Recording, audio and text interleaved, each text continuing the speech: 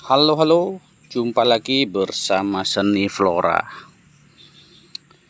Kali ini kita akan ulas pohon anting putri babon ini yang sudah mulai masuk tahapan pecah cabang. Oke, jadi sementara ini seperti ini dulu.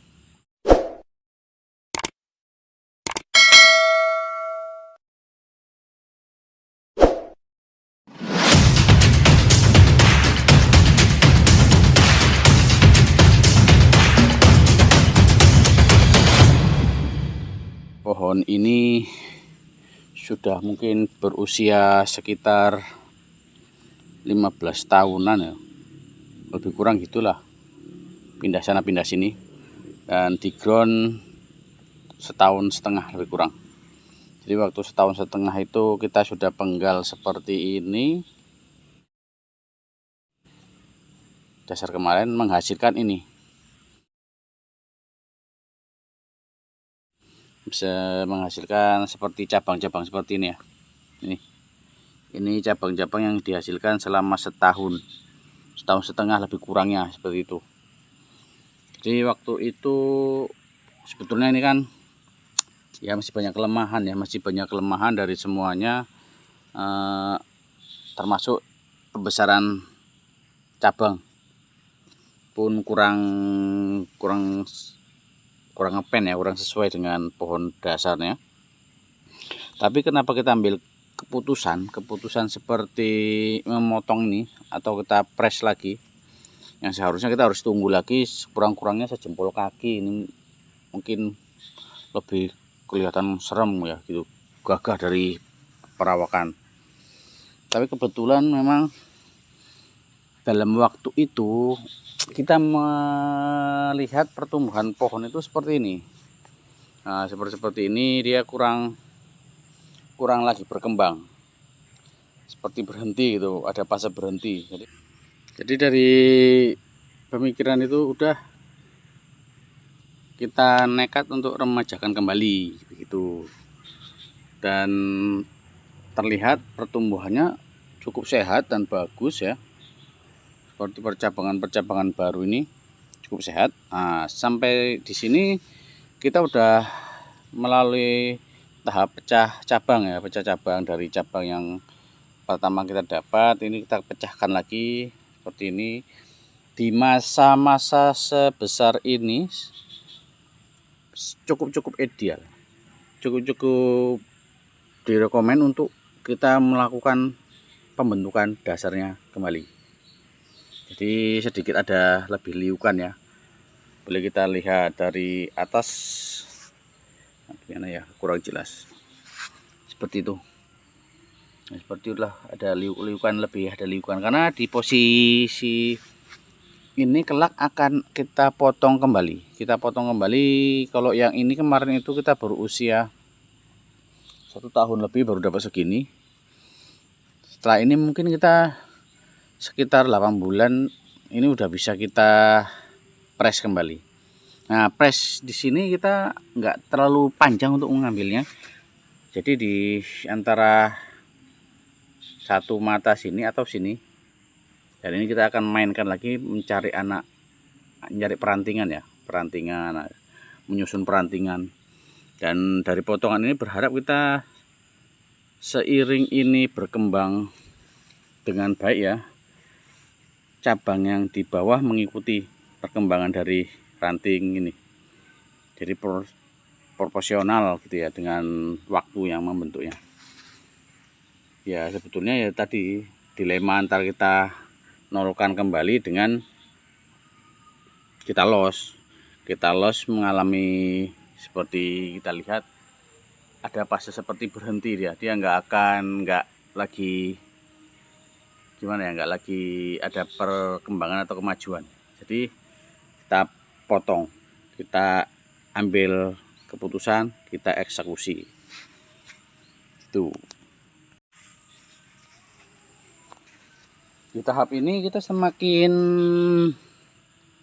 dituntut untuk sabar, untuk sabar mengarahkan karena dari satu percabangan kita sudah menghasilkan dua percabangan atau kita masukkan 3 gitu ya, untuk segera memenuhkan perantingan. Tapi sebetulnya nggak usah buru-buru memenuhkan perantingan. Prinsipnya, logikanya ya yang ada kita selamatkan dulu. Kalau masalah membuang gampang, 5 menit selesai kalau untuk membuang. Tapi untuk memberi cabang yang dibutuhkan menunggunya lama gitu.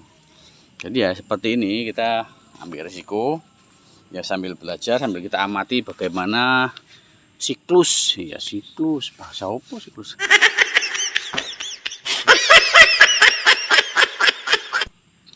Jadi dilema di sini pun kebetulan bahan ini depan belakang samping semua indah gitu.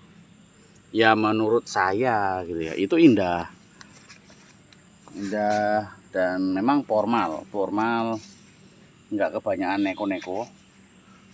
Pawaannya ini tegap, kalau orang bilang sekarang gemoy, nah gitu, tegap berisi ya. Itu harapan kita begitu dari posisi percabangan dan anak pecah cabang. Semoga nanti bisa menimbulkan kesan yang seperti ya tegap lah, keker gitu ya, seperti pohon-pohon di alam. Nanti kita akan, setelah ini kita akan tunggu lagi mungkin sekitar 6 bulan 8 bulan, kita potong lagi, kita menunggu pecah ranting. Jadi sangat menikmati proses ini ya, semoga bisa menginspirasi tahap demi tahapnya. Tapi di sini memang saya betul-betul harus sabar mengarahkan setiap percabangan yang tumbuh ya. Karena setiap pemotongan ada yang 1, ada yang 3, ada yang 2. Itu kita arahkan ke posisinya, ke tempat yang sesuai untuk dia membuat suatu tajuk dan bentuk bonsai yang boleh dibilang bisa ikut kontes lah gitu. Tapi ini hanya harapan, namanya belajar. Endingnya saya juga belum tahu, tapi bayangan saya untuk bahan ini saya udah punya gambaran ke depan. Memang formal, ini enggak memiliki gaya yang neko-neko, hanya segera mengarahkan percabangan kanan kiri, atas bawah. Tapi semoga nanti bisa sesuai proporsional dengan batang, perakaran, cabang, ranting, dan sampai cucu anak rantingnya gitu. Mungkin pesan di sini cuman ya lebih perlu bersabar untuk tahap demi tahapnya. Kalau di awalnya kita hanya mengatur bentuk dasar percabangan, kita ini sudah mulai bentuk dari pecah cabang. Yang perlu dikawati juga lebih banyak mengkondisikan dan posisikan arah percabangan juga lebih kompleks ya, saling mendukung, saling mengisi, tidak saling tumpang tindih gitu, tidak saling menyilang gitu ya. Intinya dari proses pembuatan bonsai ini endingnya indah gitu loh ya. Lebih kurangnya mohon maaf ya, sama-sama kita berekspresi dengan bahan yang kita punya masing-masing, karena seni itu bebas, tapi bebas juga punya aturan yang kita harus ikuti dan kita sedikit ketahui lah untuk, karena setiap seni atau setiap komunitas itu punya ajang kompetisi gitu.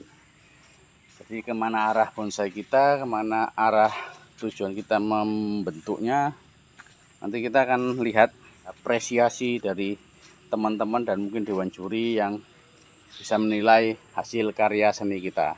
Ya, tetap berusaha dan berkarya, lepaskan dulu, dobrak dulu, bebaskan dulu, baru kita akan kembali dengan pakem-pakem yang ada.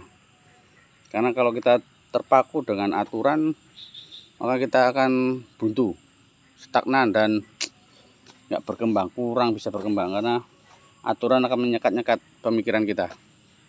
Pesan ya, untuk mungkin untuk mengingatkan diri sendiri supaya konsisten untuk gila. Jadi sebetulnya ini nggak ekstrim gila-gila banget, tentunya standar juga. Tuh. Tapi inilah proses. Jangan cerita kompetisi kalau tidak tahu aturan, dan jangan cerita sebuah seni kalau masih terpaku dan terpenjara dengan hukum dan aturan. Oke, salam Jahema, salam satu hobi, Anting Putri Indonesia. Sing penting happy.